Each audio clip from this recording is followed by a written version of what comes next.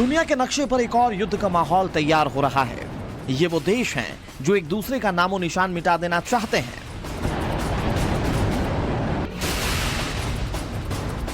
ये देश है इजराइल और ईरान, जिनकी अदावत अब खुलकर सामने आ रही है, जिनके बयान युद्ध का माहौल तैयार कर रहे हैं। ईरान इजराइल को अपना कट्टर दुश्मन मानता है। इजराइल को अमेरिका के समर्थक के तौर पर उसे जानी दुश्मन करार देता है। तो वहीं इजराइल की नजर में ईरान एक ऐसा देश है जो उसे मिटाना और खत्म करना चाहता है। उसके लिए वो सबसे बड़ा खतरा है। ईरान जिस तरीके से इजराइल से लड़ रहे आतंकी समूहों को हथियार और अपना समर्थन देता है, इससे इजराइल भी अब ईरान को सीधी चुनौती देने लगा है। इजरायली प्रधानमंत्री बेंजामिन नेतन्याहू ने ईरान को वार्निंग दी है कि ईरान को सबक सिखाने का अब सिर्फ युद्ध ही एकमात्र रास्ता बचा है। איראן, אותה הזכרתי קודם לכן, אחראית ל-90% מן הבעיות של המזרח התיכון.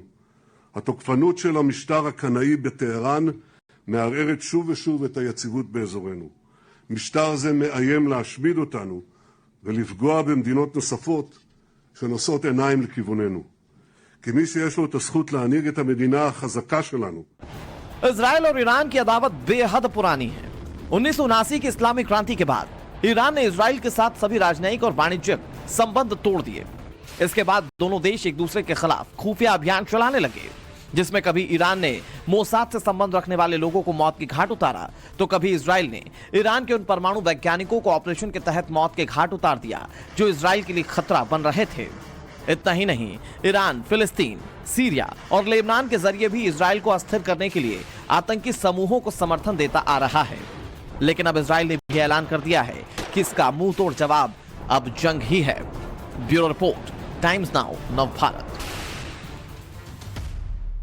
देखिए, इजराइल के प्रधानमंत्री बेंजामिन नेतन्याहू ने ईरान को क्या वार्निंग दी है, अब आपको तफसील से बताते हैं, पूरी डिटेल में बताते हैं। ईरान मिडिल ईस्ट में 90% समस्याओं का जिम्मेदार है, यह बेंजामिन नेतन्याहू की तरफ से कहा गया। यह भी कहा कि ईरान हमें नष्ट करने की धमकी देता है। हम गर्दन तक तलवार आने का इंतजार बिल्कुल नहीं करेंगे। हमारी आर्मी मोसाद इसे रोकने के लिए कुछ भी करेगी। हम नहीं चाहते कि अनावश्यक युद्ध में हम लोग जाएं, लेकिन अपनी स्वतंत्रता और अपनी सुरक्षा के लिए निर्णायक लड़ाई लड़ेंगे हम। यह बेंजामिन नेतन्याहू की तरफ से स्पष्ट तौर पर कह दिया गया है, वार्निंग दी गई है, चेतावनी दे दी गई है और खुलेआम चेतावनी यहां पर दी गई है। हमारे साथ में मेजर जनरल एसपी सिन्हा शायद इस वक्त जुड़े हुए हैं, डिफेंस एक्सपर्ट हैं। मेजर जनरल सिन्हा, अभी तक हम देख रहे थे रूस यूक्रेन, अभी तक हम देख रहे थे चीन ताइवान, लेकिन अब ईरान और इजराइल, ये दोनों भी युद्ध को लेकर पूरी तरह से तैयार है। नेतन्याहू ने तो ऐलान भी कर दिया है। कैसे देखते हैं आप इस परिस्थिति को? देखिए, ईरान और इजराइल का जो रिश्ता है उसको बेसिकली 4 फेजेस में देखा जा सकता है। पहला फेज, जबकि 1947 से लेकर 1953 तक ये ना हॉट सिचुएशन बोलिए ना कोल्ड सिचुएशन बोलिए, ये था नॉर्मल। ऐसे दोनों अपने अपने देश का हित देखते थे और कोई ज़्यादा विवाद नहीं था। उसके बाद आया 1953 से लेकर 1979 तक, ये पीरियड था दोस्ती का पीरियड, जब शाह वहाँ के ईरान के एग्जीक्यूटिव हेड थे, तो उस समय रिश्ता अच्छा था। 1979 में जब ईरानियन रिवॉल्यूशन हुआ और जब क्लर्जी रिजीम टेक ओवर की, वहाँ से समस्या शुरू होती है। वहाँ से हेट इजराइल का जो सिलसिला है वो शुरू होता है। और जो बेसिकली इजराइल का जो क्लेम है और जो प्रश्न चिन्ह उठा रहा है इजराइल, वो कह रहा है कि ईरान जो आतंकवादी संगठन है उनको फंड देता है, वेपन्स देता, हथियार देता है, ट्रेनिंग देता है, और जिसमें लेबानीज हिजबुल्लाह है और पैलेस्टीन इस्लामिक जिहाद है, PIJ है जी। तो और इजराइल में वो आतंक फैलाने की कोशिश करता है। तो सवाल है कि सब अपना हित देखते हैं, सर्वाइवल देखते हैं। हाँ। और यदि जैसे आप यूक्रेन वॉर की अभी आपने व्याख्या की, तो यूक्रेन में भी क्या है, रूस ने अपना हित सुरक्षित करने के लिए अटैक किया। तो यदि खतरा, कोई भी देश यदि किसी दूसरे देश पे खतरा पैदा करता है, तो वो तो अपने आप को बचाएगा। और एक और बहुत महत्वपूर्ण बिंदु है कि ईरान जिस तरह से अपना न्यूक्लियर क्षमता बढ़ाना चाहता है, हाँ। वो इजराइल के लिए एक बहुत खतरे का सूचक है, द्योतक है। हाँ। और आपको याद होगा कि करीब 2-2.5 साल पहले जो न्यूक्लियर साइंटिस्ट थे ईरान के, उसको इजराइल के सीक्रेट सर्विस ने मार दिया। हाँ। और कितना मतलब प्रोफेशनल तरीके से मारा है, ये लेसन है बहुत देशों के लिए कि ऐसा कोई सीक्रेट मिशन को कैसे करना चाहिए। मतलब सना सर, ये अभी का नहीं है, ये बहुत पुराना चला आ रहा है और ये यहाँ पर रुकने वाला नहीं है, ये तो स्पष्ट हो गया बयानबाजी से। अब जरा हम मैप के जरिए ये समझते हैं कि मिडिल ईस्ट में युद्ध का जो नया मोर्चा है वो कैसे तैयार हो रहा है, ईरान इजराइल के लिए कैसे चुनौती बन रहा है और इजराइल अपने किन किन दुश्मनों से घिरा हुआ है, कौन कौन से ऐसे दुश्मन देश हैं जिससे इजराइल घिरा हुआ है, ये हम आपको बताते हैं और कैसे वो मुकाबला करेगा ये भी आपको बताएं। तो देखिए, इजराइल की अगर बात करें तो किस किस से घिरा हुआ है, ये देखिए, ये इजराइल है। यहां पर आप देखेंगे अब किस किस से घिरा हुआ है ये, यहां पर आप देखेंगे, यहां पर सीरिया भी है, लेबनान भी है, यहां पर इजिप्ट भी है, इसके साथ में फिलिस्तीन भी है, ईरान ये रहा, ये है ईरान और इधर आप इजराइल देख रहे हैं, इसके साथ ही जॉर्डन, ये सारे जो देश हैं इनसे घिरा हुआ है। एक बार फिर से आप इस तस्वीर को देखेंगे तो आप समझेंगे, ये है इजराइल, ये है इजराइल, इसके साथ में ये आप देखिए ईरान, ये रहा। अब एक तरफ इजराइल एक तरफ ईरान आपस में लड़ने की बात यहां पर की जा रही है, लेकिन घिरे किस किस से हैं, ये सीरिया से घिरा हुआ है, इधर लेबनान से घिरा हुए हैं, इधर फिलिस्तीनी और इसके साथ ही इजिप्ट, सब आसपास में ही है। ये पूरी तस्वीरें आप देखेंगे तो आप यहां पर समझ जाएंगे ये हालात है। यहां पर देखिए कितने सारे देशों से घिरे हुए, और जब यहां पर लड़ाई होगी, अगर इजराइल और ईरान की यहां पर लड़ाई होती है तो आप ये समझिए कि ये सिर्फ लड़ाई इजराइल और ईरान के बीच में नहीं होगी, इसमें आप देखिए कितने सारे देश जुड़ेंगे, जिसमें इजिप्ट, फिलिस्तीन, लेबनान, ये लेबनान और इसके साथ में सीरिया भी आ जाता है। तो सिर्फ दो देशों के बीच में ये संग्राम नहीं छिड़ेगा, जब लड़ाई होगी तो बहुत से लोग इसकी जद में यहां पर नजर भी आएंगे। मेजर जनरल एसपी सिन्हा हमारे साथ में लगातार जुड़े हुए हैं। सिन्हा सर, ये बताइए, परिस्थिति जो हमने यहां पर दिखाई है, सारे देश एक दूसरे के बिल्कुल करीब करीब है, इनफैक्ट इजराइल और ईरान के बीच में लेबनान और सीरिया भी पड़ते हैं, तो जब लड़ाई होगी तो इनका क्या किरदार होगा, इनकी क्या अहमियत होगी?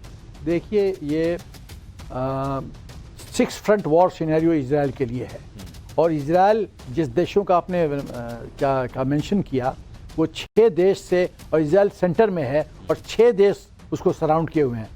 तो जैसे महाभारत में अभिमन्यु को चक्रव्यूह में घेर दिया गया था, ईरान चारों तरफ से घिरा हुआ है। लेकिन सर, दर्शक ये जानना चाहते हैं कि चारों तरफ से जो घिरा हुआ है, ये ईरान के साथ में खड़े होंगे ये सारे देश? एकदम। आपको याद होगा कि 60s में भी जो वॉर हुआ था, शुरू में मुस्लिम कंट्रीज जीतने के स्प्री में थे, रास्ते पे थे, लेकिन कुछ ही दिनों में जो पल रहा है वो पूरी तरह से इजराइल ने पलट दिया। देखिए, इजराइल की जो आर्म फोर्सेज है और उसकी जो सीक्रेट सर्विस है मोसाद, बहुत ही प्रोफेशनल तरीके से काम करते हैं। और ये मत भूलिए कि इजराइल का जो डिफेंस DIB है, डिफेंस इंडस्ट्रियल बेस है, और उसकी जो मैन्युफैक्चरिंग कैपेबिलिटी है और उसको जो न्यूक्लियर पावर जो स्ट्रेंथ है, वो उसको शक्ति प्रदान करता है। और सबसे बड़ी बात है मोटिवेशन लेवल। एक नॉर्मल इजराइल में एक लेडी भी, सारे देशों से लड़ना आसान होगा क्या? देखिए, मेरा ख्याल है इजराइल का पलड़ा भारी पड़ेगा, क्योंकि जिस देश में एक बच्चा देश के लिए मरने मिटने के लिए तैयार रहता है। हाँ। मुझे याद है कि जब जंग चल रहा था और मुस्लिम कंट्रीज ने चारों तरफ से घेर लिया था और ट्रुप्स की जब स्ट्रेंथ डाइल्यूट हो रही थी, घट रही थी, तो वहां के नॉर्मल सिविलियन ने कहा, बच्चे तक ने वॉलंटियर किया कि हमको बॉर्डर पे भेजिए। और ये देशभक्ति की भावना, ये देश के प्रति प्रेम जो होता है, उसका जज्बा, ये अच्छे अच्छे दुश्मनों के दांत खट्टे कर देता है, और इसलिए नेतन्याहू इतने कॉन्फिडेंट नजर आ रहे हैं। करेक्ट। तो देखिए, इजराइल ईरान के बीच आखिर किस वजह से दुश्मनी पैदा हुई और ये अदावत कितनी पुरानी है, इसे भी आप जान लीजिए। बताते हैं आपको कि इजराइल और ईरान में दुश्मनी क्यों है, जो अब युद्ध का माहौल तैयार कर रही है। तो ये बेहतर तरीके से समझिए, ईरान में 1979 में इस्लामिक क्रांति के बाद जो संबंध थे विच्छेद हो गए थे, संबंध टूट गए थे। ईरान की बात करते हैं तो ईरान इजराइल को मिटाने की धमकी देता है। इजराइल ने इस्लामिक जमीन पर कब्जा कर रखा है, यह ईरान की तरफ से कहा जाता है। इजराइल के खिलाफ आतंकी समूहों को ईरान पूरी तरह से समर्थन करता है।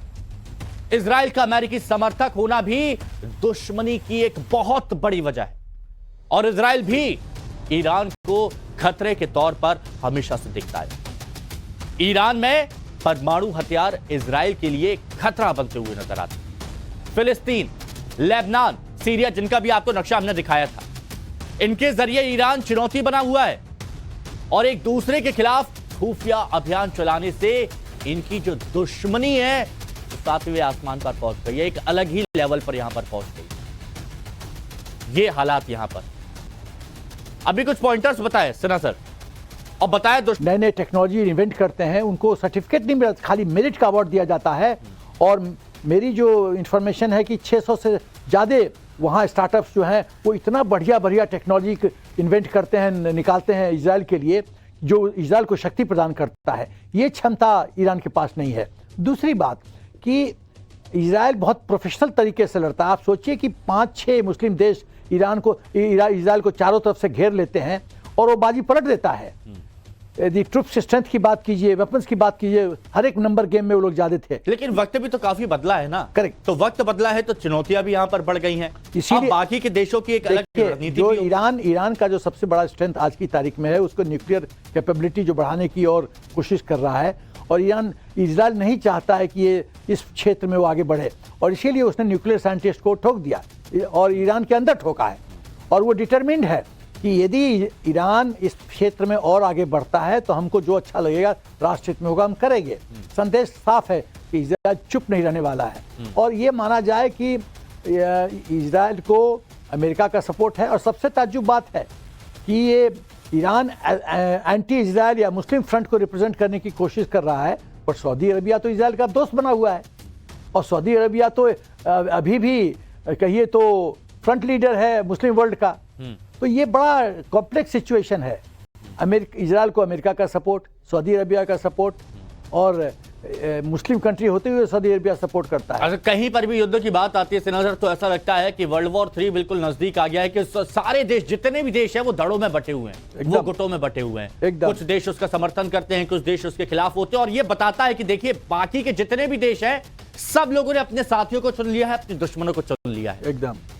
देखिए ऐसा है कि फ्लैश पॉइंट्स जो है ना, जो वर्ल्ड वॉर 3 की जो आप बात करते हैं, फ्लैश पॉइंट्स देश में कहीं कहीं बहुत जगह अभी आशंकाएं हैं।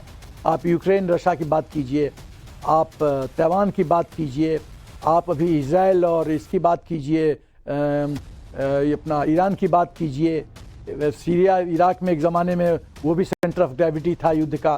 तो ये फ्लैश पॉइंट्स तो होते रहते हैं। अभी हमारा चाइना की बात कीजिए, पाकिस्तान के साथ बात कीजिए, तो फ्लैश पॉइंट्स होते रहते हैं। और मेरा विश्वास है कि एक बहुत नैरो, एक बहुत पतली लाइन है भयंकर रूप लेने का युद्ध का और डिप्लोमेसी का। डिप्लोमेसी जहां फेल होता है वहां युद्ध की आशंका बढ़ जाती है। तो ये फ्लैश पॉइंट्स है। कौन फ्लैश पॉइंट किस समय परिणित हो जाएगा वर्ल्ड वॉर 3 में, ये कहना मुश्किल है। लेकिन मेरा विश्वास है कि वर्ल्ड वॉर 3 जितना हम बार बार डरते रहते हैं कि हो जाएगा, ऐसा संभव नहीं है आज की तारीख में, क्योंकि उसका जो नतीजा है वो बहुत गंभीर होगा। और यदि वर्ल्ड वॉर 3 हुआ तो न्यूक्लियर ऑप्शन जो कोई भी लेगा उसका नतीजा हम जानते हैं। हिरोशिमा नागासाकी का हमको उदाहरण हमारे सामने है जी। तो मुझे लगता है कि जो लीडरशिप एग्जीक्यूटिव हेड्स हैं अलग अलग देश के, वो इस बात को बहुत भली भांति समझते हैं कि ऐसा। लेकिन अच्छा ये बताइए, इजराइल की तरफ से खुली चेतावनी दे दी गई है कि देखिए हम अपनी गर्दन पर तलवार रखने का इंतजार बिल्कुल नहीं करेंगे। ईरान की तरफ से क्या प्रतिक्रिया आएगी और कितनी जल्द आ सकती है? क्योंकि उकसावे की लड़ाई तो हम हर जगह देख रहे हैं, बयानबाजी यहां पर की जाती है, तो कितनी जल्दी पलटवार हो सकता है? देखिए जो युद्ध जो है, युद्ध शुरू होने से पहले उसके अलग अलग फेजेस हैं। हाँ। पहली प्रतिक्रिया होती है कि स्ट्रैटेजिक मैसेजिंग होती है, ऐसे वाणी से वक्तव्य से स्ट्रैटेजिक मैसेजिंग होती है। तुम ये करोगे तो मैं वो कर दूंगा, मैं वो करूंगा तुम करके दिखा दो। तो ये जो स्ट्रैटेजिक पहले रूस यूक्रेन में चल रहा था, करेक्ट। तो स्ट्रैटेजिक मैसेजिंग चलता रहता है। और अभी चीन ताइवान में चल रहा है, करेक्ट। अब उसके बाद डिप्लोमेटिक लेवल पे बातचीत शुरू हो जाती है कि देखो भाई ऐसा नहीं है, ऐसा मत करो, नहीं तो चीजें बिगड़ सकती है। और फिर बाकी के देशों की तरफ से भी प्रतिक्रिया आएंगी। फिर फेज 2 में ये जो डिप्लोमेटिक बात हुआ, फेज 2 के साथ ही अपना नंबर गेम लोग बढ़ाने की कोशिश करते हैं कि हमारे साथ कौन कौन है। फिर मिलिट्री इक्विपमेंट, ये थ्रेट अप्रिशिएशन किया जाता है कि यदि युद्ध हुआ तो कितना दिन चलेगा, क्या हमारे पास स्टॉक्स है, एम्युनिशन, इक्विपमेंट, रिप्लेनिशमेंट, ये उतना स्टॉक्स है उतने दिनों के लिए, फाइनेंशियल स्ट्रेंथ है क्या, तो ये सब प्रिपरेशन में चलता है। फिर सर मुझे ये लगता है कि बाकी के देश दुनिया में हर कोई यही चाहता है कि युद्ध ना हो, लेकिन यहाँ पर दो देशों के जो हितों का टकराव है वो यहाँ पर युद्ध को लेकर आगे बढ़ जाता है, लेकिन ऐसा होना नहीं चाहिए और पूरी दुनिया यही चाहती है। बहुत बहुत शुक्रिया सना सर, आप हमारे साथ जुड़े और बहुत बारीकी से आपने जानकारी भी दी। और चलिए